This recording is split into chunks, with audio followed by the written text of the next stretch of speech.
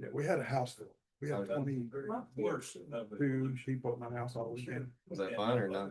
It was great. Okay. It was great fun. Man, we were running by every. We are live. He had a whole thing, I don't remember, I think it was an old dog. We are live. Are we going? All right. Okay, I want to welcome everybody to December's Calvert City Council meeting, and we've got quite a crowd tonight. So I think we've got a lot of business to attend to, and a lot of good things going on in our community. And so, thanks for coming. We've had a couple of our big events this year, or for this season. The lighting of the Christmas tree, and then the Christmas parade. What number was that in a row? 66. Very impressive. So we love our small town, and we love our sense of community and pride, and being neighbors. And so we're going to continue that a little bit tonight with some presentations. But first, Glenda, would you lead us in the pledge? I would. I pledge allegiance to the flag of the United States of America and to the republic for which it stands, one nation, under God, indivisible, with liberty and justice for all. We turn around. I thought he had to stand. Yep. Well, we turn around and look at him, and he's got to be thinking, what's going on? So we got a couple of canines in the house tonight, so hopefully it's all going to be good there. Would like to, Dustin reminded me, this is the first non-video meeting we've had. Okay, so we are live on YouTube, and we want to continue to do that. Council, we've talked about it. We dropped the part of it being a live video conference for various and sundry reasons. So this is the first one we've had. I don't know when we instituted it, what part of COVID we did to do that, but I think it's a tool that the council wants to retain. We may do it for a special reason here and there if someone has to be out of town or there's an illness. Actually, this council had utilized this tool several years prior when we had members that needed to participate remotely, and we intend to keep using the utility of that. The fact that we've dropped it from the normal everyday thing doesn't hurt us at all, but we're just going to know when we have to use it and put it specifically on the meeting agenda and noticed. With that said, as we normally do, let's go ahead and approve the minutes of prior meetings. So the November 10th regular meeting, you guys have the meeting minutes have been provided beforehand. Has anybody got any questions or comments or corrections? No? Have a motion? Yeah, I'll make it. Make a motion? Second? Do we have comments or corrections to be made? It's already been made.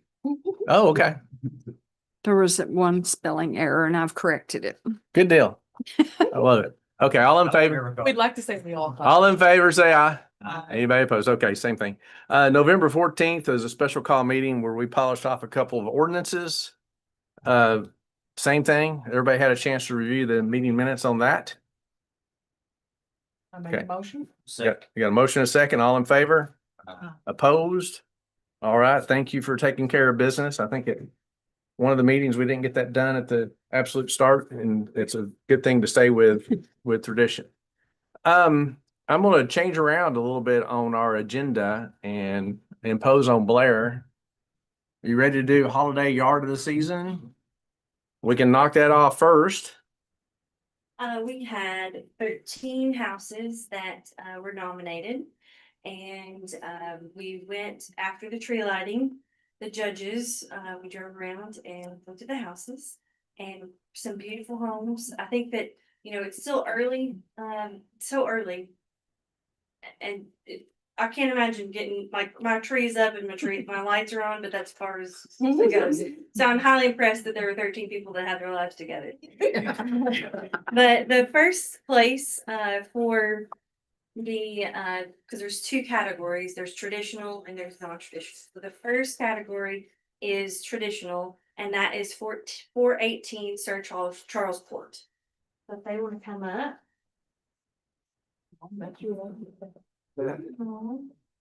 Yeah, tell them where they. They got first place.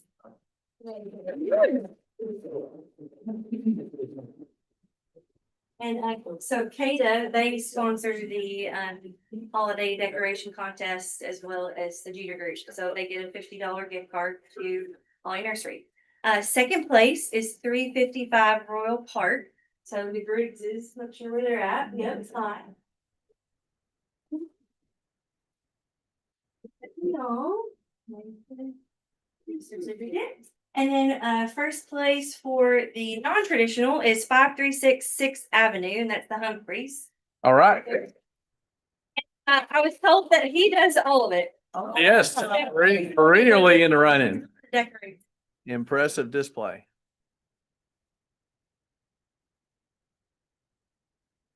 And then with our businesses, we had 3 businesses participate. First place goes to Sunshine Pools and Spas. That's this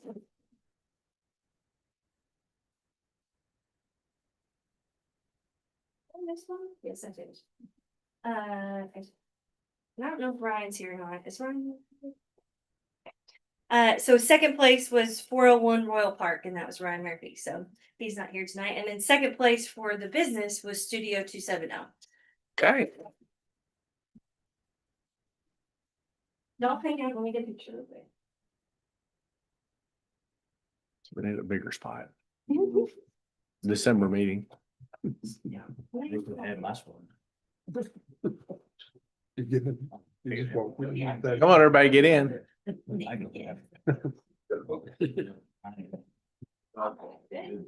got it. 1, 2, 3. Left. Anyway, thank you guys. Good job. All right. A lot of work. We all appreciate driving around and seeing it. You get to display bragging rights. I felt bad. Well, I think my dad would say Ethan helps. It's not his layout, so. You supervise, it's good. She stayed inside.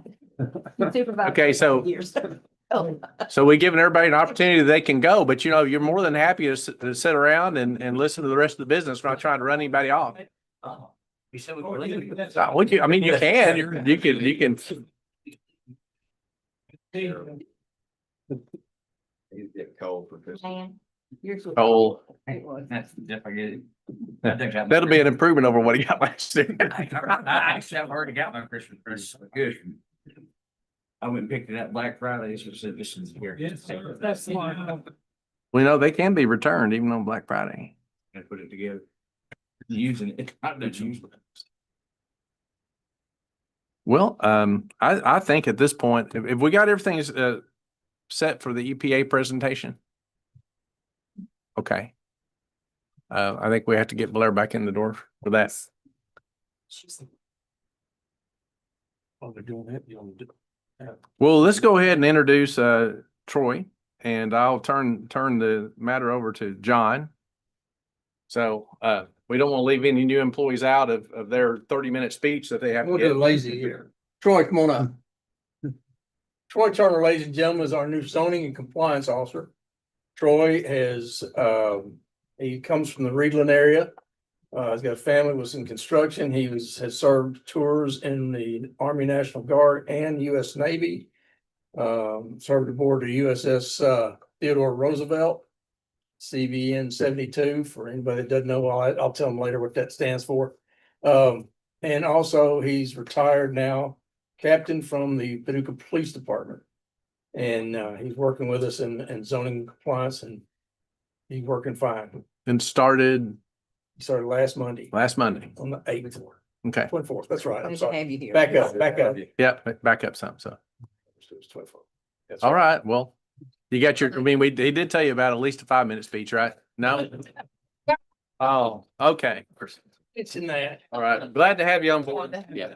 Mayor, what is his last name? Turner. Turner. Turner.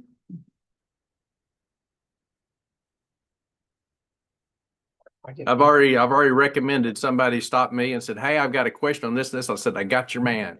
So I'm gonna come down here and talk to Troy.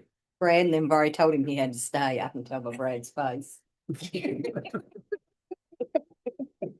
Okay. Well, with that said, EPA, are we ready to start a presentation? Now we got Blair back in the room.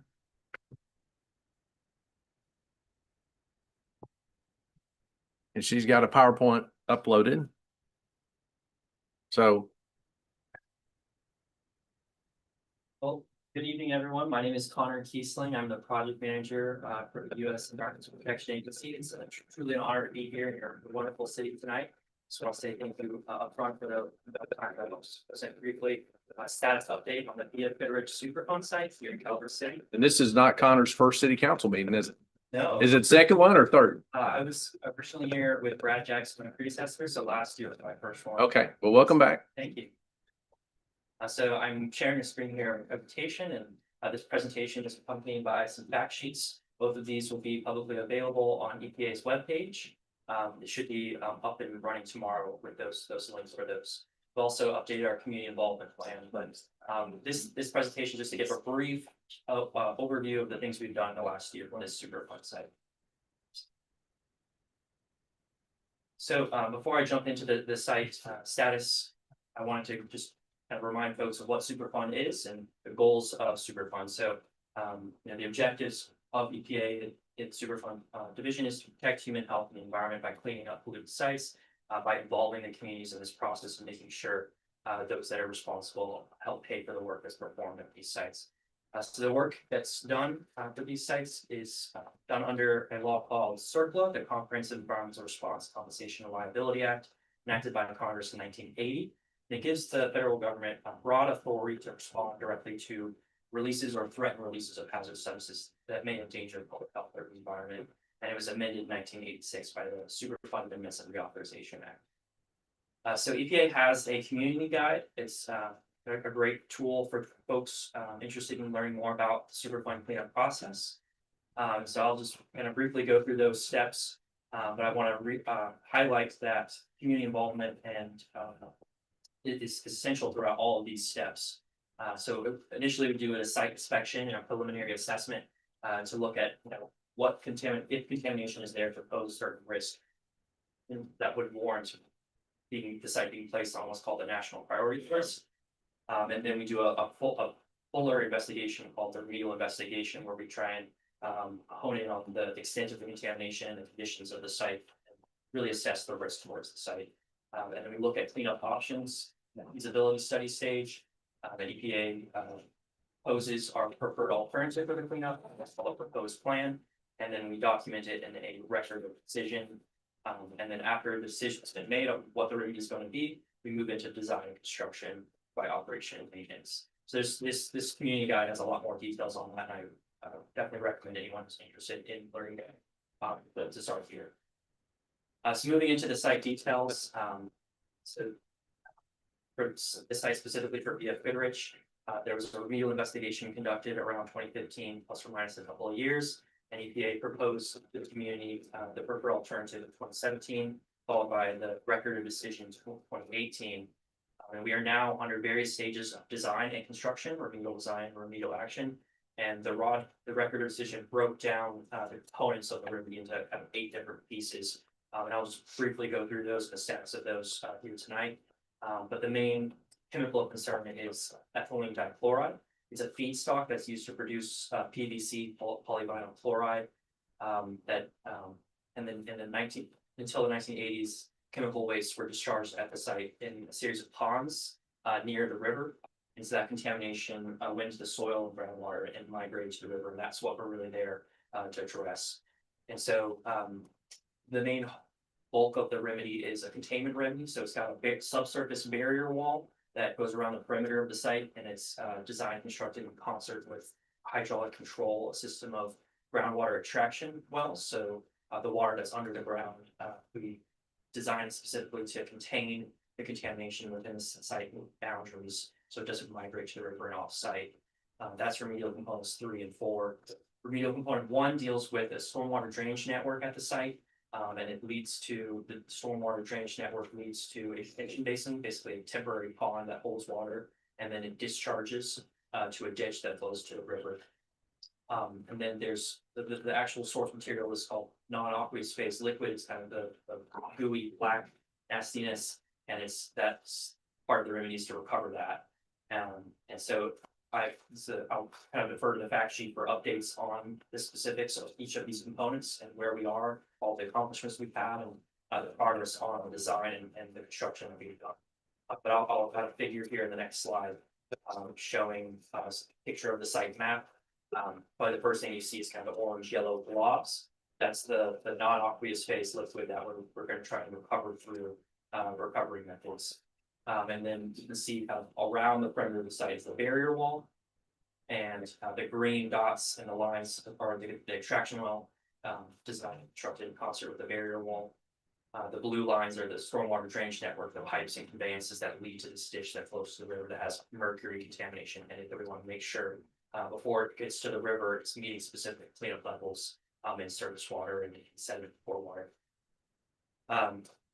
So I will want to highlight something significant that we did complete recently on the eastern side of the site, kind of in yellow lines. It's kind of hard to see on this slide, but in the fact sheet in the presentation, it'll be available publicly on the website. See kind of the exact location of it. We did complete that part of the barrier wall construction. So it's a subsurface barrier wall that has a impermeable. The groundwater does not flow through that wall. That's the intent of it, at least. And then the barge slip is kind of a pink gridded area there. It's got in place sheet pile walls, large metal sheet pile walls that were driven into the ground to refusal, and we're planning to dredge and cap that area. So I've got some pictures to kind of show some of this work. So on the right hand side, that's that detention basin. So it really holds that storm water. This recently relined the past couple of years, and we've got a report that documents that work that EPA has recently approved. And on the left hand side is some sampling of the sediment pore water. So it's the water within the sediment of that ditch. So we're collecting it for analysis. We send it off to laboratories, assess how much mercury is in it to try and design a remedy that we be able to meet those cleanup levels. So this is pictures of the construction of that east barrier wall that I was mentioning. On the right hand side is the piece of machinery. It's called one pass trencher. Put together on site, and it's got this is the large chainsaw arm, basically 120, 140 feet long, and it mixes up amendments in place in the subsurface to make that impermeable barrier. And then this is for the barge slip. We've got a conceptual model here on the left, just showing some of the different processes, the groundwater flowing up underneath the sediment layer. And the conditions of the river change drastically throughout the year, 30, 40 feet up and down. And so we currently have in place on the right hand side, you can see the sheet pile walls. So those are in place. That construction's complete. And we're going to be planning the dredging of the contaminated material in the barge slip that's connected directly to the river, as well as some cap layers in order to prevent contamination from coming up into this part of the barge slip. And so, just to kind of end things, I was down by the river, a beautiful bald eagle flew overhead, and it was just astonishing. So I just want to, highlight that we're here to protect you all in the community, and as well as the wildlife. We really, every time I go to the site, I'm astounded by just how beautiful your city is, and we're here to protect you guys, and we're pushing through the remedy and making sure that the design that we approve is going to be permanent in the long term to meet the cleanup levels to keep everyone and everything protected. So if you guys have more questions, here's my contact information. We got the fact sheet. Last year we did a report called a 5-year review report. So every 5 years when contamination is left in place, we do a lengthy report that details the conditions of the site and status of the remedy, the protectiveness. So yeah, if you have any additional questions, feel free to reach out to me. I know I went through that kind of fast. Nature of the time here tonight, but that's my phone number and my email address. Fortunately, Donna Wiley is our community involvement coordinator. She could not make it tonight, nor Sherry, but Sherry's from Kentucky Department of Environmental Protection, and she helps oversee this from the Commonwealth's perspective. So that's it for my presentation. Well, we'll tell them you did a good job. Even though they couldn't make it. He did, and went very fast. EPA. We give our airport guy a hard time about all of his acronyms, but I know you could wear him out on acronyms. Yeah, to minimize those. But I do have a question about mercury contamination. You said the main thing we're dealing with is trying to get EDC, what we're after, and trying to keep the NAPL at bay and keep it out of the river. So where does the mercury come in the Superfund process? Yes, so Mercury it's part of the previous historical releases of the site. And it's part of a specific area of the site that is mostly dealing with the shallow groundwater. It's infiltrating that stormwater drainage network, the pipes. And so we're identifying specific points where mercury's going into that pipe. Trying to design a remedy to prevent mercury at these higher levels above our cleanup levels getting to the river. Yeah. There's that detention basin, that's kind of downgraded. The detention basin is kind of where we're looking to make sure that that ditch stays protected and nothing that goes to the river is going to be above that main level. Okay. Did that answer your question? Yes, it did. It did. I mean, it points out there's two different cleanup mechanisms for the two different problems there. Now, when you guys come to city council to report, and this is part of EPA needs to give routine community reports. So this is seen as, it's been the outlet we've always used, right? Right, if you guys would prefer a different way of us communicating this site status update, we're definitely open to that. I think my predecessor may have come on an annual basis, so if you guys would prefer a different outlet for this kind of information, we're definitely open to what the community prefers. Well, I think it's fine. I think that just, that's how it got to be here, that Calvert City doesn't really, it's just informational to, we're elected leaders. So that's why it matters that we hear it too. So. Connor, I think you did a great job. Anybody else have questions for Connor? The barrier wall. How much of that do we have installed, and is it around the complete perimeter? Is there any plans? Well, the one time we talked, there was talk of putting it around, all the way around, but it was, of course, quite expensive.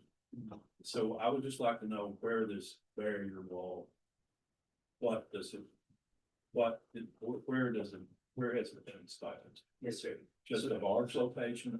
So we have the sheet pile metal wall from the large slip.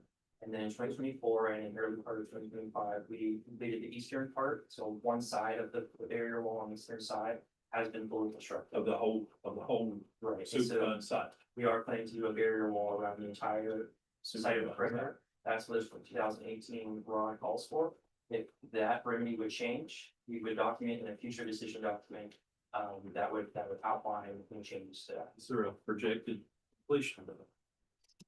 So we have an annual site schedule update. And so we recently received a provider with that, and it does outline specific milestones that EPA was tracking. The long-term schedule for completing the containment, including the barrier wall and hydraulic control. We're looking, half a decade or so. It takes a lot of time to design these types of things. It's a lot of machines, a lot of folks in there. Geology is really complex. And so we want to make sure when we design it, it's going to stay in place permanently to make sure the contamination does not migrate off the site down into the future.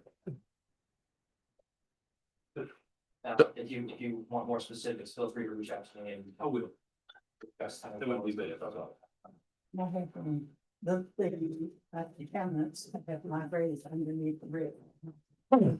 Has the migration increased farther across the river, or is it stable? So in 2016 and 2017, EPA coordinated with the Army Corps of Engineers. We did investigation in the river and got a better understanding of the conditions in the groundwater, where the NAPL, the non-aqueous phase of the is actually located at. So we aren't actively monitoring that. We are designing remedies to do specific investigations. So to our knowledge, it hasn't necessarily increased. We are, doing investigations. We're doing pump wells currently. I was at the site today. Where we have specific new extraction wells where we're testing out conditions, understanding geology better. So to answer your question directly, we don't have any evidence to say that it's the extent of the contamination under the river is increasing. We don't have that information. But I'll point to the most recent investigation we have from 2016, 2017 time frame that EPA coordinated with the Army Corps and did a second phase of it. So you don't know at this point whether or not it is migrating farther toward the eastern. Right, so there's a set of groundwater extraction wells. There's about 50 of them on site. They're called plant-wide corrective action program. They were installed under the RCRA, resource recovery. Yeah. Okay. And so we're looking to update that remedy because those are kind of at their end of their life stage. So part of the 2018 record decision included that hydraulic control for remedial component number 4. That's to install a new extraction systems set of wells on parcel 15 to replace those key capital plant, correct? All the 50 wells that extraction wells that are currently there. So those are keeping in place temporarily while we design and construct new wells that are to be designed and constructed in concert with the barrier wall. I'm not sure if that answered your question directly, but Let me give you an idea of a little better. I don't know, I think, I don't wanna, not be as upfront with it as I can, because I wanna have a good relationship. yes, sir. But both Ms. Faust and I have been covering this for more than, Since before 83, 1979. really, so. And I want you to know that there have been people to stand before both of us and say authoritatively and unequivocally that EDC type 2 is not getting to the Tennessee River. It is not going across the Tennessee River. And having, been there, have people tell you that, then we're gonna ask a lot harder questions now, because we know it is getting. Well, Paducah's water has been treating it years ago when I worked at Paducah, and it was, they were treating the water for it. So we're concerned about it. Yes, sir, and I absolutely respect all the work that you guys have done. You guys have been looking into this for longer than I've been. So I really respect that. I don't want to give any false information. We don't have any evidence that the contamination is getting onto the other side of the river. There's been no data to support that. But we are moving forward with designing the remedy that was selected in 2018 record decision. It's a complex problem. There's multiple design consultants and construction contractors. So, there's a lot of people to get multiple perspectives on this. And I'm working on this every single day. So, I've been with EPA for 3+ years, and One of the things I want you to understand is I know and I understand that in the beginning, what we could measure and how we could measure it is quite a different deal compared to now. I bet that's true. Back then, we were talking about parts per million, parts per billion. Instead of now, we quintillion, quadrillion.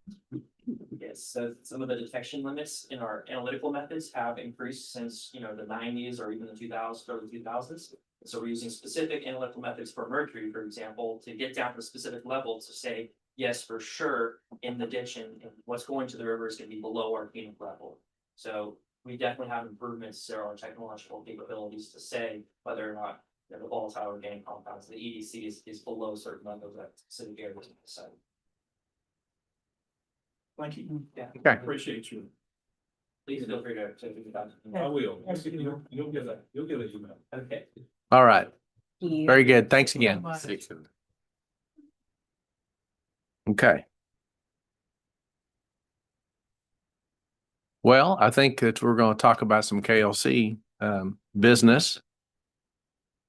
Formal presentation of an award. Everybody else has had a chance to celebrate, but me. So Terry? Good evening, and I'm gonna stand over here if that's okay. That's great. To address everyone. Thank you for having me. I'm Terry Johnson from the Kentucky Cities. And it is my pleasure to be here tonight to recognize all of you for winning the City Government of the Year Award from the Kentucky League of Cities. The award was presented at our conference, and many of you were there in September, but you weren't there. I was not, no. We typically do this anyway. We typically come to the city to present the award locally, just so everyone can be part of it. Employees, townspeople, and so on. I appreciate you saying that, so it wasn't just for my purposes. Thank you. We always do this, we go to the city that wins, we go to the city where the city employee of the year and the city government official of the year. So I'm glad to be here still in the year 2025. We barely made it, but we made it. This award is something that we have done since 1999. Just before I got to KLC, which was shortly after that. But the purpose of it is to recognize a truly outstanding city government. And that means the elected officials, that means all the employees. And I just want you to know that there were several other nominees, of course, in this category. They were all bigger than you. In the past, cities like Louisville, Bowling Green, Somerset, Madisonville, Covington. Those are some of the previous winners of this award. So it truly is an honor, and what it says about you is that you're well run, you have awesome employees, and you do great things for the public. And that's very obvious. I mean, I don't have to tell you all the wonderful parks and recreation amenities you have, business development. I mean, your branding, it's all just awesome. When we at KLC talk about, awesome employees, these two always come up. I mean, you have great employees, so, and sounds like you got another great employee, so I'm just here to congratulate you and to let you know that we appreciate all the great work that you do, and thanks for being part of KLC. And Mayor, Thank you. if I may, Okay. present this to you. And I hope I didn't put this dog to sleep over here. No, he's fine. He's already had all the stress he can get. Congratulations. All right. So, You want me to move the chair? all right, and I'm just Big chair. gonna close it. Come up closer. There you Great. Get out of the way. Okay. My turn. She's got one. Okay. Come on.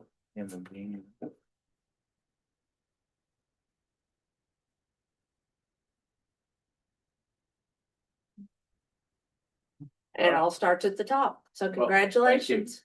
Well, I think that participation with KLC has been very good for the city.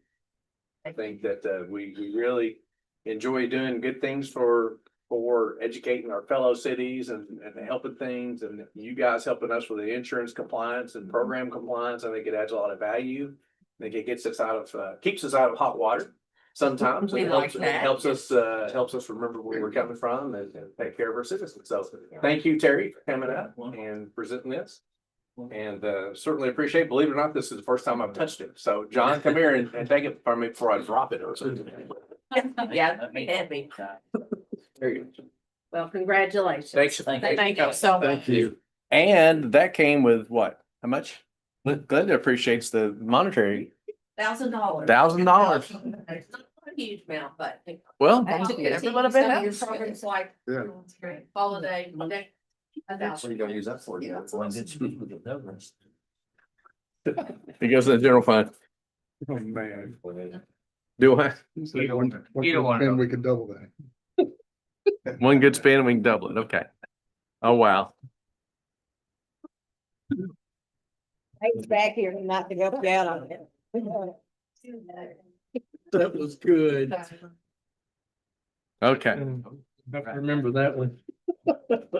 I'm trying to see what's going on. As far as old business, we have no pending ordinances there. And that's where we left that. We'll be going around and talking to departmental reports, and that's where we get into more old business and asking the council members what they've got going on. New business. This is sort of a departmental report, but not really. In front of you that you got today, in front of you, you should have what happened to it? A piece of paper with some water department stuff on it. And I did not get a copy of it. Uh-oh. I may. Here it is, right here. Okay. So Dan, I'm gonna ask Dan to come up here and talk to this a little bit.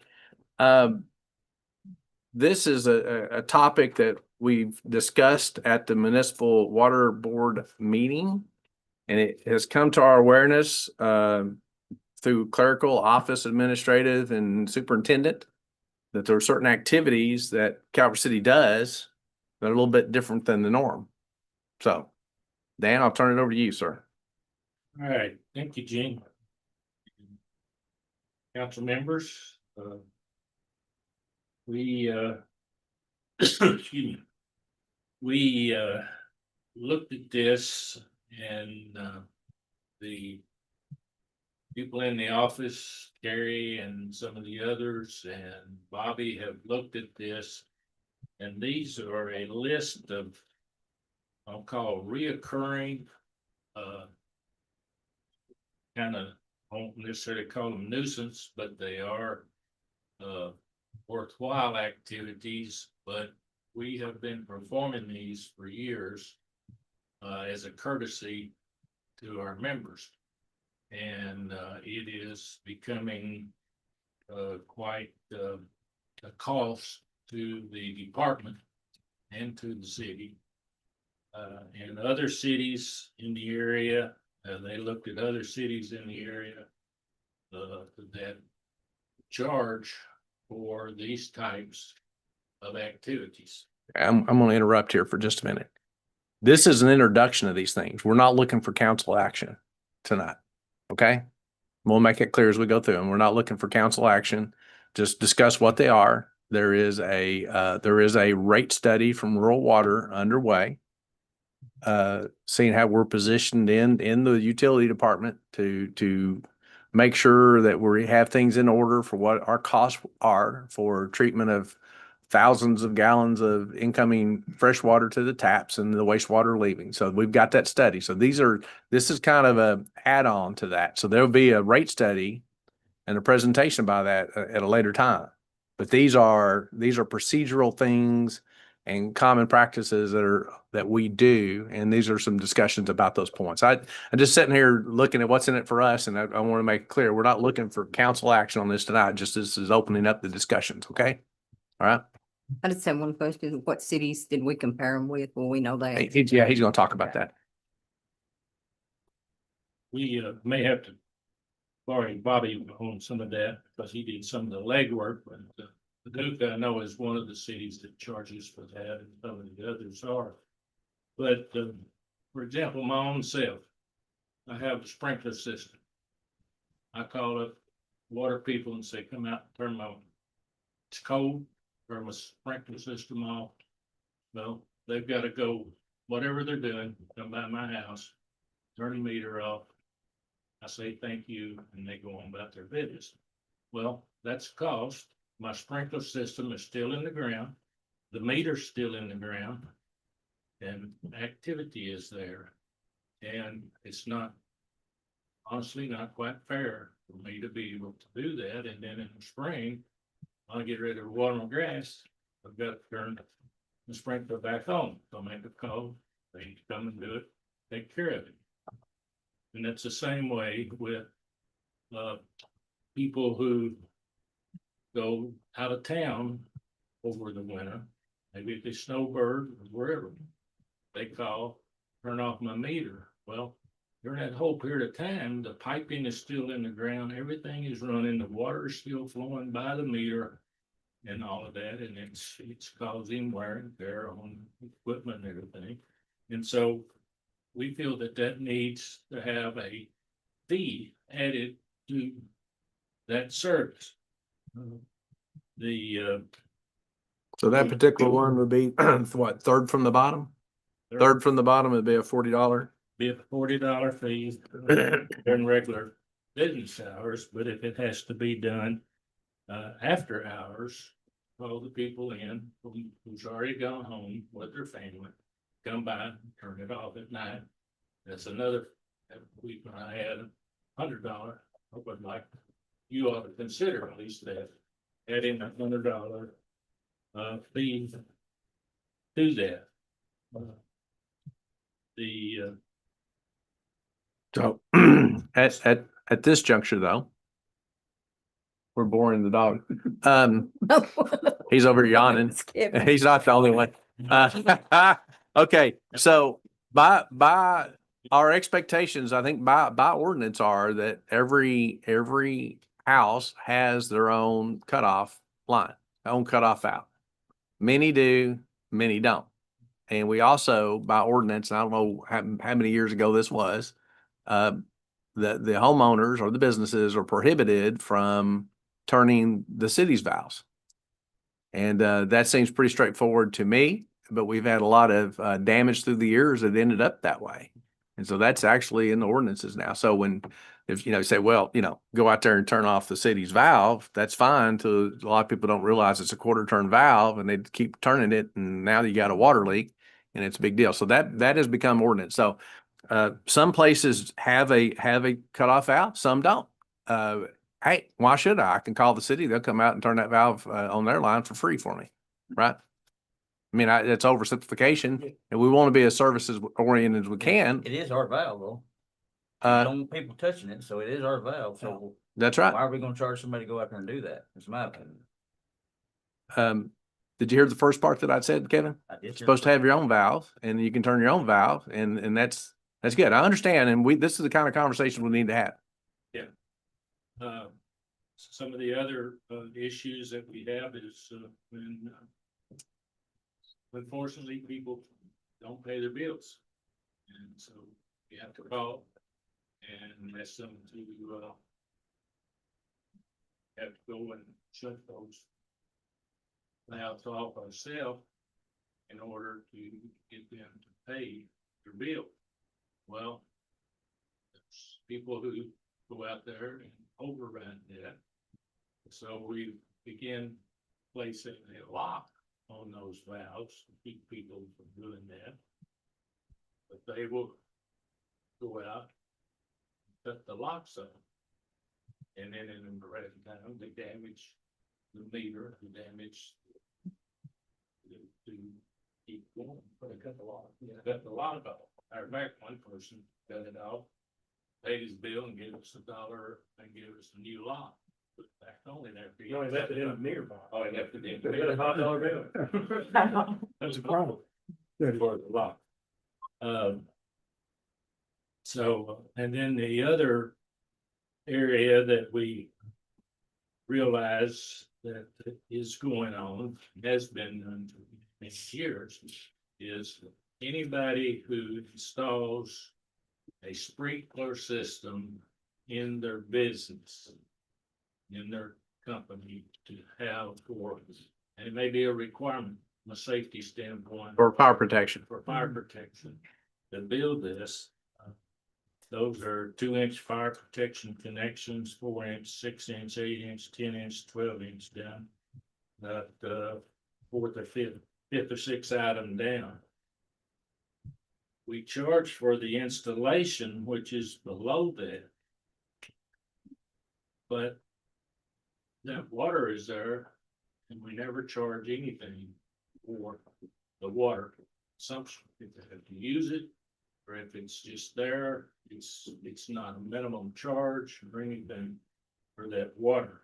And so that is something that if there's a leak in their line and it just keeps leaking in their sprinkler line or whatnot, that's water that's going out, that's not being recovered and it's being lost. So that's not metered at all? No. So, place of business has sprinklers. We charge that tap on fee. And that's the only funds that exchange hands at all. As far as that's regarded. So if there is an incident and there is a fire, there's no meter in the line because at that time you need fire water protection. You don't need something choked down through a meter. So, but there's no way to charge back for that. That's not anything that we've really done. And, Understand that. Okay. Makes sense. I think I hit on most of those items that are on the list there, but these are some items that we need some consideration and having a fee for to take care of the cost that is there, but we're not recovering that cost. And having to replace the lines or the meters if they're damaged or any of that. And so we would like to have the consideration for that as we think about it. We are, along with that, as Gene mentioned, we are working with Robert Miller, the Kentucky Rural Water Association, and then he has prepared and is preparing an analysis and recommendation for both the sewer rates and the water rates. And he has sent me Gene a draft of these. We've not yet reviewed them and talked about them. We will be discussing these with Robert Miller in a Zoom meeting here the next, on the 18th, normal water and sewer meeting time. If anybody of you want to come and hear what he has to say direct from him, we appreciate y'all being here. It's open. And he will be talking about what we need to do with our rates to be competitive and recovering our costs and so forth. He has also prepared a chart comparing us to other cities in the area where we are. And the water itself is, from what I've seen and talked to him about, is not too bad. We're not too out of line on that, but of course our sewer is where our problem is, and we've had to spend a lot of money with the influent lift station, either that buttons of the par. So we will be talking about that and making recommendation to that, to you all. So, and providing you with that information, so you will look at it. When did you say that meeting was? It's 18th, Thursday. Okay. So that's a presentation of financial analysis. You know, that's just a presentation of financial analysis. And so we need to take it under advisement and see what the best solution for our community is on that information. But this was some stuff wanted to get out here. It's things, you know, before you raise the rates on 1,000 gallons of water on every person using it, you need to take a look at the whole picture. So that's what part of this is about. And it involves that dollar sign in front of it. And so this body has to consider all these different things. Could we get a copy of that list? Oh, I mean, yeah, sure. I mean, we presented it at council, so it's an open meeting. So yeah, we can do that. And again, this is just for discussion purposes. It's not any action tonight. It's part of the whole package of what's being recommended and ultimately what we have to do to run a great utilities that we can live with and maintain great, you know, service for everybody and do all the things we need to be doing. Nita had a question earlier about what kind of communities went into looking at these fees. So Bobby, you want to talk about that a little bit? Yeah, the local outline. All the surrounding areas. Because I'm wondering, I appreciate that part of it, but I'm also wondering about cities our size. Yeah, well, like I say, probably what Benton is probably the smallest one I did. But then most of the other things came from like Paducah and Murray and didn't know small, I don't know, but that's what it was. Can I ask one question about the lift station? Yes. Of course, many years ago, I was told, I didn't go out to count on or anything. I was told that we had, for our size, more lift stations than normal because of the topography. Yeah, we did at that time. We had as many or more than the city of Paducah had because we had so much road. So are we still in that kind of boat? We got more lifts because of the topography. We got more lift stations. From what I said, yes, I mean, so we do have, I think we have 12. In the influent lift station, Lloyd was to catch the stormwater runoff, contain it, then release it into the lagoons in order to keep those manholes and everything from backing up and getting in people's houses and so forth. So it was for that. I've been battling a water leak for 2.5 months. I think I might hopefully have it found and fixed. You got a 600-foot long water line. Yeah. Yeah. Bobby knows the feeling of that. Okay. So is there any more questions about this list of services? So, after our call-ins, meter installation, meter, lock cutoff, and we've had situations where we've had rental property, the rental residents have a account with us. And so depending on how the last account closed out, it could leave things in limbo, and we've had different things occur that, with the way we handle certain policies that people were using water, and it is metered, and eventually somebody's got to catch up on it unless they disappear. So the transition between accounts with houses that sold, but more frequently with rental property is switching. The landlords aren't really in charge of most of that. It's up to the individuals. I was just wondering, like, I know that there was some problems with some former properties that are not there now. Do we legally pursue those? I'm not sure exactly what you're saying. Like if somebody runs off and leaves a bill, a big bill. Yes, we do. So have we recouped any cost on those? I can't answer that. I don't know. Have we been successful recouping those or not? That's something we can't let lie when we're Right. wanting to do these things. Absolutely. Dan, do we currently charge fire line installation on any of those? We do on the fire line installation. we do. So these are all new charges. These would be monthly charge. No, Well, the, no, I'm talking. No, about we're the- doing the installation. Oh, this. 2,000 and 500 and all of that, those are. You're already doing that. Yeah. Current, Okay. those are current. yeah, charges the in place. 4 through 12 inch, that's the tap on fee. So we're not, the city doesn't install those lines. The owners have to install the lines. This is the tap on set. This is the fee for the saddle, Bobby go in the hot tap and the main cutoff valve that they tie onto. And so that's a one-time fee. And so that's all that the city, the way we've been positioned, that's all that we get. Ever. And most people have some kind of a fee, for a monthly, because I mean, you're maintaining infrastructure. It's a demand charge. It's not unlike what a utility does on a 3-phase service or something. Depending on how much power you're using, you have to have the infrastructure in place. So listen, when that sprinkler system's needed for, extinguishment, needed for fire, it needs to be there. And, we have to service those. And so that's part of it. And we have to maintain the fire water supplies to do it. And so they have an initial test usually to make sure the city's header at that point can sustain their fire demand.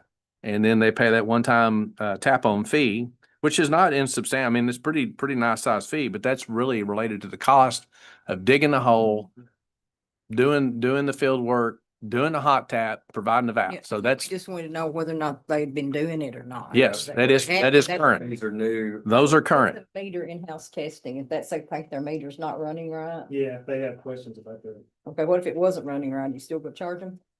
Oh. I don't even know. So we pull and check a meter and it's off. We don't charge, do we? That's the question? It's got Oh, yeah. $40 here. That's what I'm, Yeah, if it's messed up, we would. okay. So the fire protection connection would be a monthly charge. Is there, it's just to like upkeep the Yes. infrastructure? It's like a minimum charge for somebody to Mhm. turn off your. To me, that seems similar to like a water hydrant or something like if you had a fire in your business and you had the sprinklers, like the city's gonna provide that service to try to extinguish that fire, similar to like a hydrant or the fire truck coming out. I understand what you're saying, I think, but you're talking about like a hydrant out on the street that the fire truck's gonna hook into. Yeah. The truck doesn't hook in. They don't have, It's right, got some they don't have Under to. the ground. Right. It's a requirement for this business to function and operate. Mhm. But yeah, we've got to provide a line going to that facility for the fire water to connect with. Right. You understand what I'm saying? It's kind of like, to me, it seems like. But I know where. And I know what they're saying. I know what a fire water system is. Mhm. And somebody that's probably never been in an industrial setting, like the industrial places, they don't have, none of them hook to our hydrants. They all have their own fire water systems. Most of them do. Most of them pump water out of the river. Well, we have a 1 million gallon tank at our plant. What if you sort of hit on it just a little bit? But if somebody, I don't know if there's even anybody, but somebody, like you said, the snowbirds, if they leave their house, do they have a minimum bill while they're gone? If you cut off the water? Most of them go inactive and do not have a. So do we have something to address that? What we're proposing to do would be to give them a minimum bill while they're gone. Yeah, the second page of that, you don't know what that is yet, but you're looking at that. Yes. It would be a minimum bill for both water and sewer is what we're. Yeah, I think that, I think we're basically just getting rid of the inactive status. The inactive status. Yeah, So- want to work on this. Yeah, well, inactive status has its own pile of stuff. Now that we have, get into the business things. Now we have auto radio read meters. If they're inactive, they don't get read. So if something happens and changes the status and people are actually using it, you don't have any way to know that they're using or not. So we've had some inactive mismatch there and have had some stuff, but presumably if they're inactive, somebody's going to pay for that water eventually, but they do get out of 3 or 4, a month or whatever minimum bill status. They, I That mean, would me, be the it says it difference. for itself, minimum bill. Right. yeah, You know, yeah, yeah. do we have a lot of customers that are inactive? Probably like not a that? lot. Probably I tried to trace back. It's I haven't gone back and found the right answer. Probably just snowbirds, like you're it's- talking about, right? Yeah, it's something that people have utilized and they call down and go inactive, and I don't think that we've done enough. If they're renting a piece of property and they move out Gotcha. Nobody's living there. and nobody reports it, I mean, it's still. Yeah. Still there. That's right. Okay. But one of the things on going inactive that was not a well-known, well-understood policy, so not everybody was able to take advantage of that. So whichever way we decide to go, whether we're going to keep it or whether we're going to go what the recommendation is go ahead with minimum bill and stop the inactive stuff. It needs to be publicized what our policies are and make sure that they're properly communicated to everyone. So like, I hate to get in the weeds because I know, but so if somebody, if it was rental property and the renter moved out Mhm. and had their water shut off, Right. then you have a minimum bill. Does that go to the owner of the property? Yes. Well, no. It goes to the next person that wants the water turned on is where it lands. That The- seems unfair to me. Well, the owner of the property, and you are in the weeds, and it's worth going there. Somewhere we have to have these kinds of conversations. It's tied to the next. So if somebody abandons one and there's a minimum bill or an outstanding water bill, what ends up happening, the next person that goes to turn the service on has to make up for that shortcoming. Saying if somebody does it correctly and pays their last bill Mhm. and discontinues their service. Right. In a rental property. Okay. And then it's 6 months before that house is rented again. Okay. Is there a minimum bill charged during those 6 months to the person that owns the property? Oh, dang, Nita. You asked a good question. No, you asked a real good question. It's serious. There's not. Because if you're gonna charge people that go to Florida for a minimum bill, Mhm. then, and I know it's a lot of work for people, but that's something that should be done. But not now. That's what we're talking about. Yeah. I agree. Well, one scenario is if somebody shuts off their water, the meter gets pulled. Okay, so if you're the homeowner, or excuse me, back up, if you're the property owner and you need water service there, then they're gonna have to establish water in their name and get that meter reinstalled. And they would be having minimum bills until such time as the next renter came on board. And I bet for every way we can imagine, I bet it's been done that way. But very good point. Very good point. So, normally if you had it, and Bobby can kick me if I'm wrong, but if somebody came out and discontinued water service, this is my last one, I've anteed up. We make checks every month for the balance of the deposit. So that comes through the check signing. We send those out. When that happens, that meter gets pulled. So there's no water going into that Okay. facility. So if the landowner, the person who owned the rental property wanted water, then something's going to have to be done. And I don't know the answer to what they do. Okay, Bobby, sorry about Yeah. it. no, that's a very good question. Yeah, But right, now, we do not pull the meter, but that is. yeah. But- So like, I'm just saying, the apartments, do you pull those meters? Apartments Like the meters? Calvert City apartments, say, just say, if one of their tenants moved out, do you pull a meter then? I don't think I we don't know if do. that's me. And one of, They're all on one big meter, okay. Okay. Yeah. But- So they're. But that all But comes then together. again, you still got the same thing. If I'm sure they don't have very many vacancies, but if they had a vacancy for any period of time, should they be charged the minimum bill during that time? Well, of so- the meter store? yeah, so the meter for Calvert Apartments, they pay water. So in that particular case, so here's, About other companies. yeah. Yeah, So if- that was just the one I pulled out. when Kevin buys his next apartment and he's flipping it and he works in there like a dog for 6 months, when he gets ready to rent the next one, he'd have to establish water service in his name. And then turn it over to the next one. That's what you'd have to do. Now, one of the things, this particular issue, very valid. The availability of apartments in our community is another conversation altogether. I don't think many of them stay vacant for very long. Right. So exactly. it would be somebody wanting to do it, but yeah, they'd have to, if a tenant moved out, they're gonna have to come down and figure out how to get water turned back on in some name.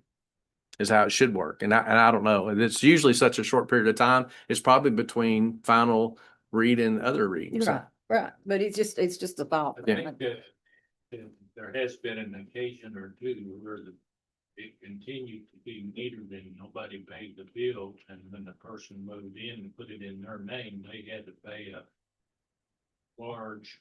Yeah, we have some astronomical things. We've had that before. That has happened Yeah. before. You're correct. You got an empty property, nobody's watching it, and you have a frozen pipe and nobody's Yeah. doing it, and we're not taking, if something's inactive on the meter, if you had a failure like that, we don't even know it. Right. So he wouldn't show up on the water bill to alert someone, hey, you've had a major rupture, and you got a crawl space that's pouring water down into the creek, unless the neighbor took care of them. Because when it's inactive, I mean, we're really getting technical now. The way you do the meter reads, it won't be there to read. And so you don't, the person going through and marking off a list, if I got this one, this one, this one, this one, you never know. You just don't know if it's inactive. So the inactive status has some problems because of the way we do our flow of readings and business. It's a thing we need to get rid of. And some of these recommendations may have to be tweaked as we go along. And I think they need to be described. Every one of them needs we're not going to charge $40 to read a meter that's incorrect. And that needs to be specifically out there so everybody knows. Bobby, you got anything to add? No, I don't think so. So this awareness comes when Bobby and our office staff talk to other utilities at training sessions, at different things and fees, and we're doing financial analysis for what we're doing. We just need to get the house in order across the board. I would personally rather address these and get these straightened out before we start talking about raising any rates. Well, we can look at You know, that. you know, We can look at that's- that. We actually, and I guess this was kind of my call, whether we should bring this before, we could have brought it and asked for action on just this. And we really didn't have any ways to do that. And it's all part and parcel. So I guess I'm the guilty one of making a bigger ball of wax, but we can eat the elephant any way we want to in the future. Okay. So Someone doesn't have a 12 valve and wants one. But what's the procedure? Get it hire a Well, yes. And that's the prohibitive, because some of them are quite deep and it's a cost. I mean, it's a pretty big cost. Somebody's going to have to dig that line up. They're going to have to call the city, and we go out and turn our valve for free if you're going to put in a cutoff. We talked about that already. Utility board had that question. I don't, mine's open up. Mine don't. Mine's been there. Yeah. My cutoff valve's in the Yeah. house. Right. So then I think we'll have that a lot of places. So if you can go in your own house, you don't have to dig it up and it's cheaper, but the city would come over, cut off your water, let you put your main cutoff valve wherever it makes sense for you to do that, and then turn the water back on. No big deal. We encourage that. And another thing is, as a person laying on my stomach with an arm underneath the dishwasher, and I pulled the hose off and my cutoff valve for the dishwasher didn't work and I was screaming for help. My family didn't know how to cut the stinking thing off. Okay. And so I've got one installed at my house just to avert personal disaster, and train everybody every few years to remember to do that. And That's what I'm thinking about. yeah. And now, by code, when you hook onto a new water system, you have to put one in. Yeah. Outside the box. yeah, but I found out that mine only cuts off the inside of the house. It doesn't cut off the two outside faucets. Mhm. Really? Well, that's fairly common. That's interesting. It's usually, I mean, you see all kinds of stuff. No, when your plumber's coming in and you say, I want a water cut off in my utility room. So if I got water pouring out my ceiling, I can go in the utility room and cut that bad boy off.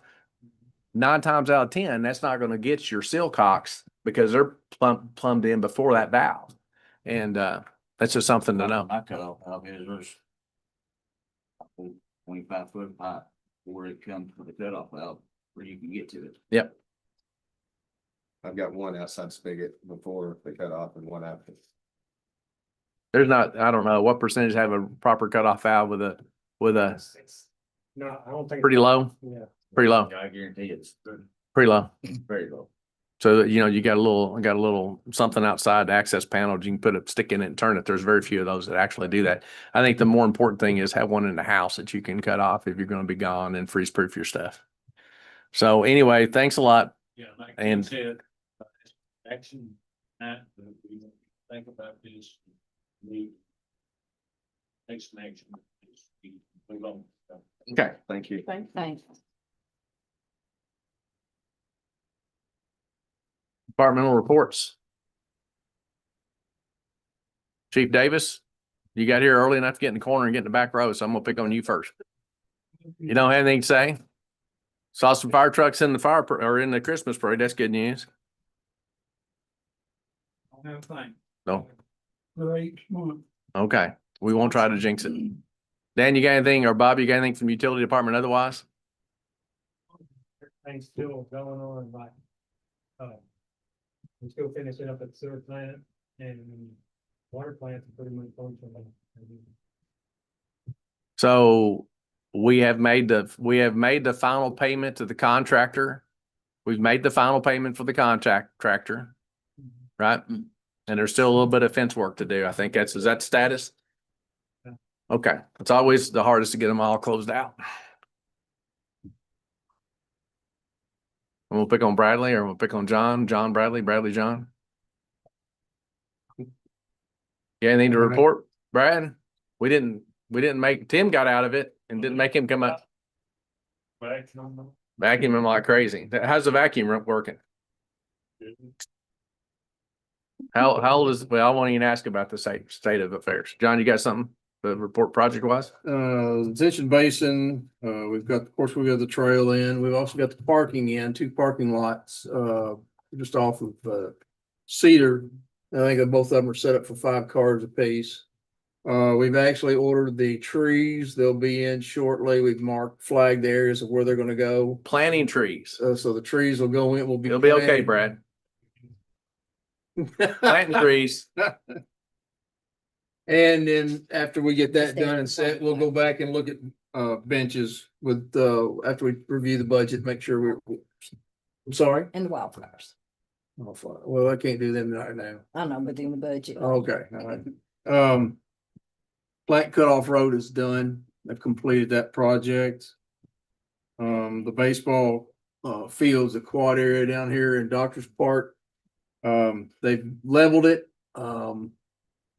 They expect to be here as soon as the weather. They're working on something else right now, but they won't be in until at least next week.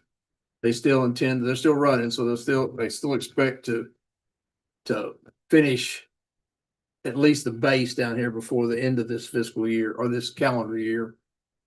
I'm just gonna let that go. We haven't heard anything back. We actually have, the bid had been let out for some patchwork throughout the city where we've had cuts and stuff like that. And that's we have 3 paving projects and all 3 of them went to different contractors. Well, so that's spreading it around. So I'm okay with that. Lighting projects, I'm working right now on specs and for one of the first projects is field 1 and 2 to replace the metal halide lights with LEDs and match up the rest of it. That'll be the last of our non-LED lighting to go into all the complexes. All of our sports complexes and the parks will now have LED lighting once that's completed. The parking lot behind City Hall, that's another project that we're working on that will actually fix one that was clean cut at the ground level. And then add 3 more lights. There should be 4 of them out there. We've got actually adding 3 and replacing 1, so that's the 4th. The Memorial Park We're looking at the decorative acorn style lighting up the new trail. To finish that, it'll be on the inside. That's gonna take with the gazebo itself will be one, and they'll have 5 more pole lights. And then going up the trail from the amphitheater, we'll have 2. And then there'll be a single light, won't be an acorn, but it'll be a single light for the crosswalk. All right. So that'll be part of those projects.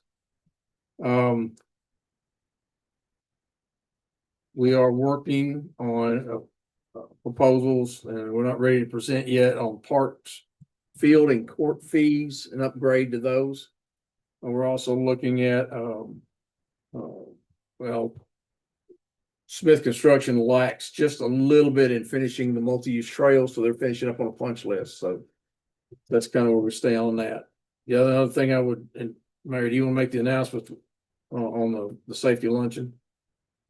Go ahead. That's Friday the 19th, not this Friday, next Friday at noon at the Civic Center. I had a panic attack. I was looking for it the other day and it wasn't on my calendar. I thought I'd forgotten it. Brad, anything I forget? Okay, The 19th at noon. at noon. All right. Can everybody make it? Well, I'm gonna plan that you're gonna be there, Kevin. Do your best. Okay, good. Chief, you got something? Uh-oh. He's coming up. He's gonna take command of the microphone. Finally, somebody. Hope everyone had a wonderful Thanksgiving. It was a pretty good time, and we had the Christmas tree lighting this last Friday. It's a little different, but it had pretty good turnout. I enjoyed it. So there's a lot of neat stuff going on. The parade was good as well. Seemed like on our end it was all basement, so it's really good. This last month, we've been working with RTRs, so we've been meeting with them about every couple of weeks with Mr. Phil over there. We've been going over what to expect whenever they get opened up, and so we're gonna continue to work with them, and hopefully when they get up and running, might be able to make it to where it's a smooth opening as far as traffic flow coming in, and we're also gonna have to with it. See, really not a whole lot else to report. Christmas is coming up, so everyone's getting excited about that. Okay. I found out something Christmas, at the lighting ceremony. Mike Cannon does not look like Mike Cannon with a watch cap on. Oh, really? No. That's Looks it. totally different. He could go undercover. That's the undercover look. You guys have any questions, I'm available. We did have departmental photos this last month, and we got a book downstairs, and there's some pictures of frames if you guys want to stop in and look at them. You guys are always welcome to the office. Okay. All right, appreciate it. Thank you. Okay, thanks. And last but not least, but Blair, you know, when she gets down there behind the speaking podium. He's slow. Slow, yeah. There you go. I didn't realize, I've never really thought about shoes, like the importance of shoes. I just wear whatever shoes I want. But now I know I turned 42, and now I know that I can't wear shoes that don't have good arch support. Because it messes up your entire body. Whole back has been messed up since Friday. But anyway, everything's good. Don't have much to report, but tomorrow is the pickleball ribbon cutting at 5, so hope you can make it. We should have a good turnout for that. And just support the Latas and get them recognized, and also just celebrate those extra 4 courts that we've got. And I don't know anything else. Like Nothing else. get to do all of it. Ah. We got a 4th of Yeah. July size crowd. It's free like, It was beautiful. I'm glad to see it back. bigger crowd as you could ever hope to have. Yeah. Good. We do have calendars, so if before you leave, make sure and get a calendar if you haven't got one yet. The winners of the calendars, I did not have them here tonight. Thought it might be a little too crowded, but try and recognize them in January. But the winners, I'll have to get it pulled up, but, um. There's some really great photos in there, and I'll have it posted this afternoon. It's on our website, but it's not on, there it goes. Better get them quick. They go like I didn't- hotcakes. I didn't get close to the tree, but are the ornaments on the tree or did we hang them up or? They're around the fence. Okay, Yeah. cause I didn't, I just watched the kids. Yeah, no, The night with the cool night. how she did that. Yeah, they're around the fence. It looks really good. Okay. It looks really good. Like, Tell me about the selfie you set up. It's been set up. Oh, yes. So We used it. Works guys, they created a selfie stand, so you can go at the tree, you could see it. It's a very red thingamajigger. And, Thingamajigger. you can put your phone there Thingamajigger. and set your timer. Yeah, it's official term. I'll show you how to use it, Kevin. I'm probably okay. You would have to show me, you're right. Yeah, they just show me too. I'm I probably mean, okay. it's stickers to put on it. It's kind of blank but it's right there by the tree, so families can come and set their phone up and get a picture. And we've tested it out a few That's pretty times neat. and it Yep. works really well. Good. So you'll definitely have to try it out. Hard to not have. And just for the record, the winners of the calendar contest, is Susan Astorian. Don't know her. Beautiful photos. Jason Jones, Carrie Chandler McLean, Wendy Elrod, Bill Clapp, Benna Travis, Tony Egbert, Barry Travis, and for the record, I was not a judge for this. Somebody else judged it, it was not me. Jeremy Teague, and then again, Benna Travis, and then last was Sue Lester. And there's a whole list of honorable mentions, but you can check the backup calendar for that. So, but great photos. Great weekend. Good job. We got departmental reports out of the way, and we've got another bit of business that we need to attend to. And Greg, I'm passing out something. Okay, If you got anything to say, now'd be a great time to say it. well, this is a surreal meeting for me. Started in 1964 when Ron and Geraldine and Greg Kent rolled into Elder Street and set up camp.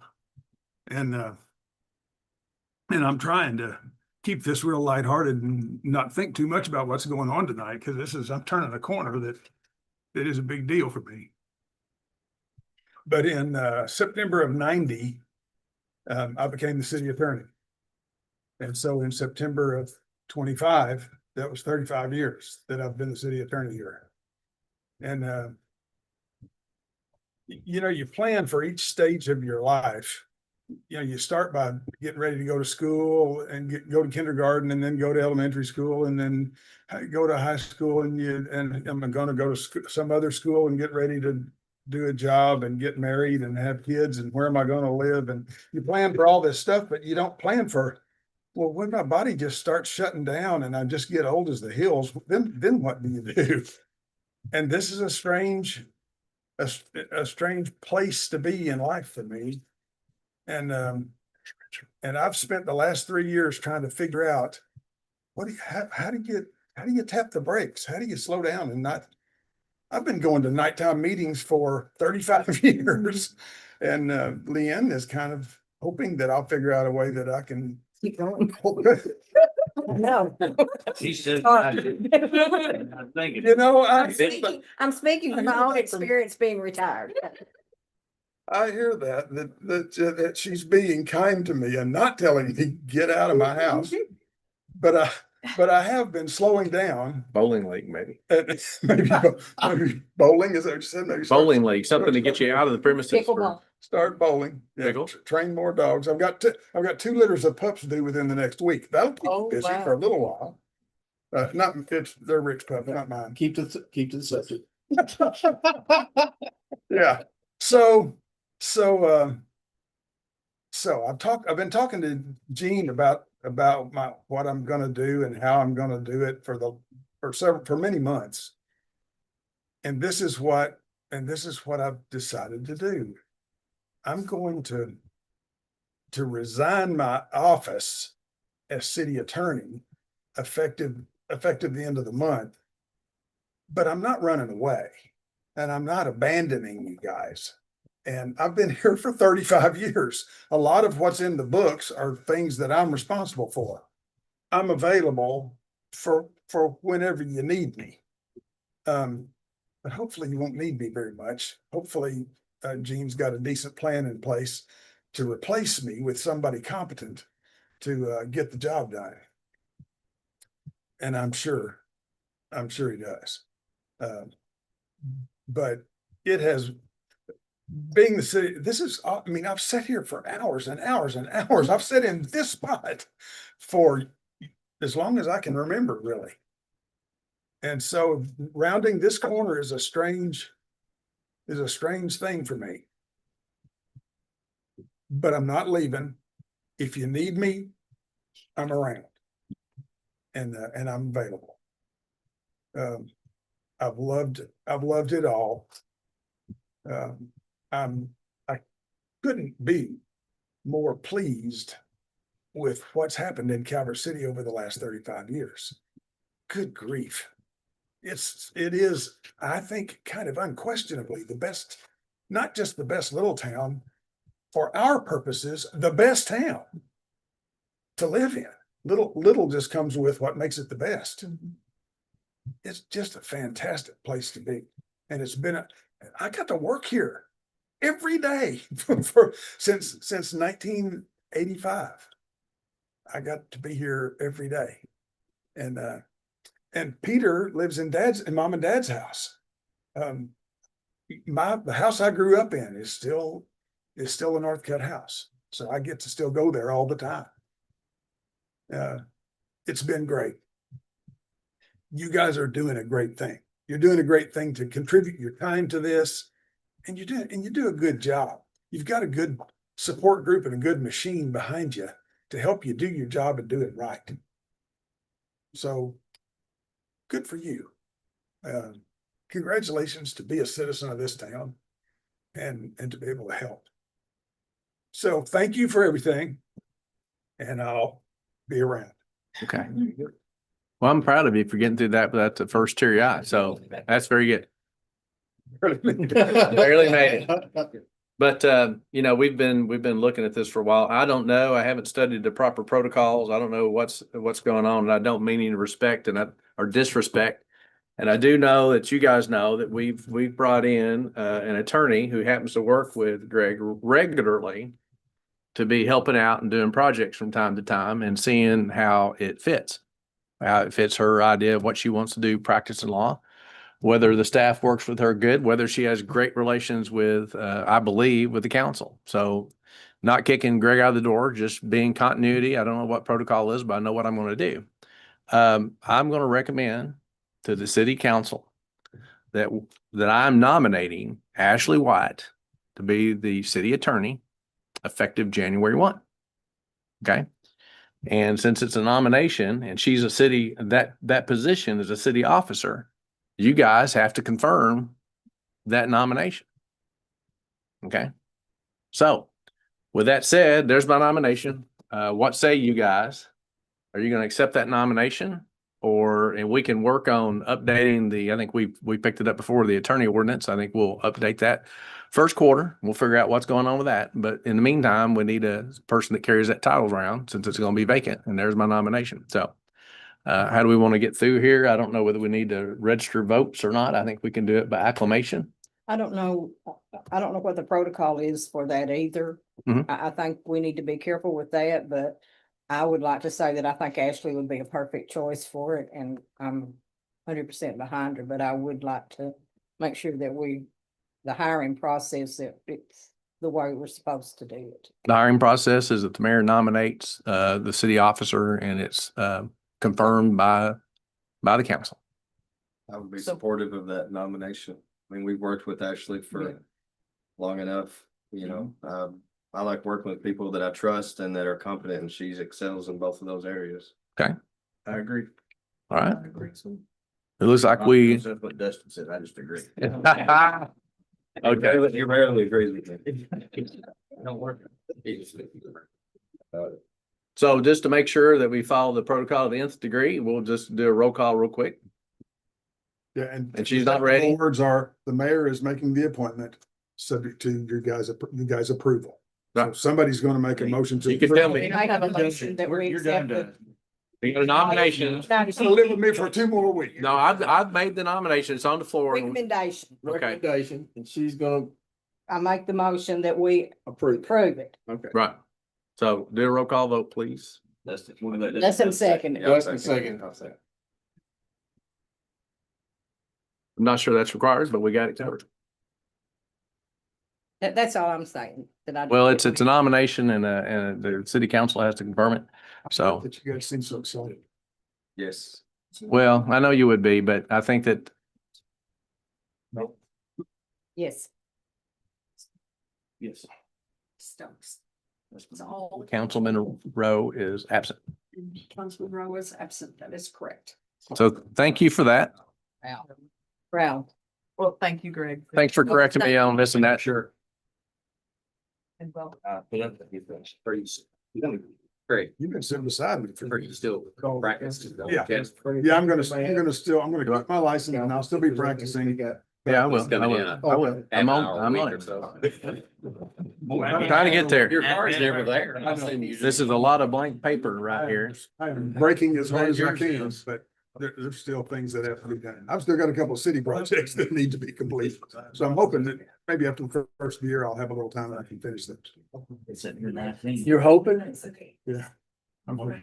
Well, congratulations, Ashley. And for everybody's record, I did have a talk with her on several occasions before we got to this nomination process. So congratulations. Proud to have you on board, carrying the title on January 1.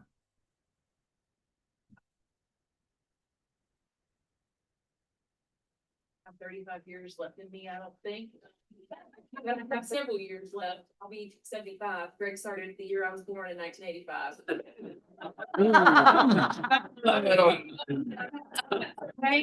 I know they swing vote all the time, don't they? Yeah, I know, they do. They just do that. So thank you very much. I look forward to working. Okay. congratulations to both of you. Yes. Now, this is the time before we close out. I customarily go around. Ralph, you got anything?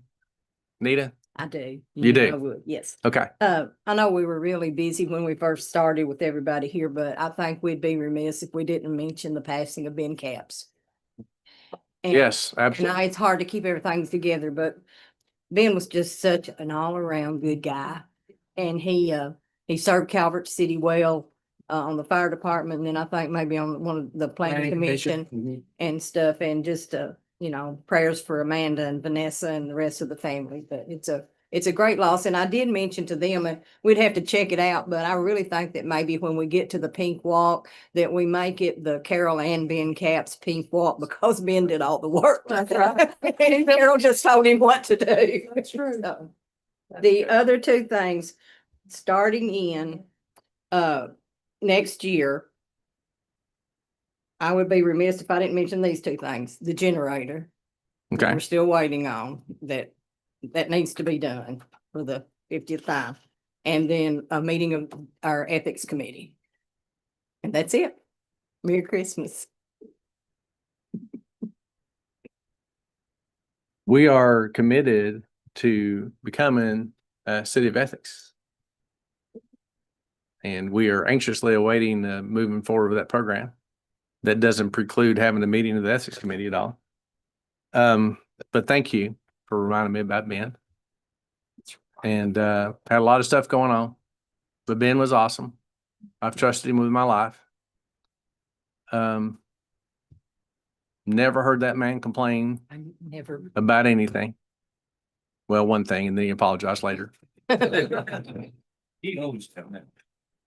And it wasn't, and he didn't need an apology. We were having a topic about Calvert City, and one of the things we've been pushing is water line identification, and he, he's on a committee. We've got a plaque up here for him, a KLC certificate.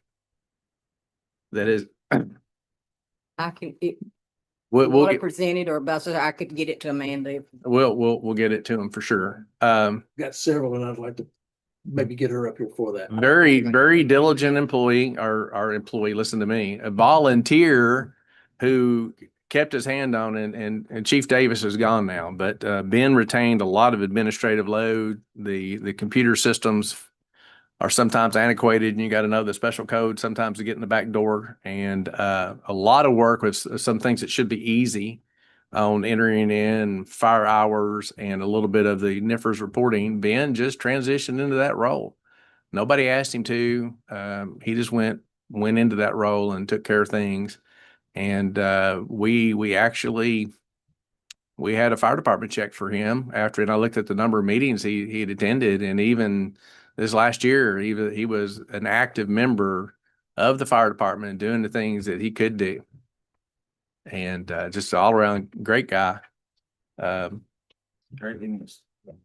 Come in a fine representation of a great family for that matter. Yes. But a lot of personal integrity and a job well done. So anyway, Dustin? Are they starting to like patch some of the potholes? Yeah, that's the That last month. project. Yeah, that's the project that I was just telling you about that they haven't started. The cuts throughout the town. We got places where they cut to do water lines and other things. And so that hasn't started yet, but the contract is already out with Murray Paving to do that. I had someone that had said that the potholes on Cedar and Elm were getting like the gravel had pulled out a lot of it and they had gotten pretty deep. Okay. And so I haven't been by there lately to look at it. I didn't know if they got pretty bad. Brad will check on that. Greg, I've known you forever and I've always thought a lot of you. And so thank you for your time here. I wish that our times could have overlapped a little more, but I guess I waited too late. I let you get too old. But thank you for that. Thank you for that. Yeah. I'd like to brag on the city. This weekend was amazing. I had a great time. And, you know, I love going to those events because you really get to see, to me, it kind of energizes me because we come in here and we do this and you got the sewer and water and you got police and the safety and we try to provide, you know, a good living for everybody. But it's kind of the cherry on top whenever you get to see events like this and families come together and have this opportunity to create a community and memories. And, you know, when you give them that opportunity, that's kind of like the ultimate goal to me. That's why we do all of that. So, you know, it kind of, it's really inspiring to me. So I enjoy that. And thank you. Everybody does a great job. The police is perfect. They're in the parade. It's all, you know, y'all's guys do a great job. And everybody, the volunteers, everybody did a fantastic job. So great weekend. Jordan, that's all I got. Danae? Nothing. All right. I don't think there was anything else. Kevin? You got anything to mention city business? Oh, Dustin took all my words. I have it. That all time. He took every bit of it. And I have nothing. Definitely motion to adjourn. You got a motion to adjourn? We have a second to that motion to adjourn. I'll second. All in favor? All right. Thank you so much. He was on one tonight.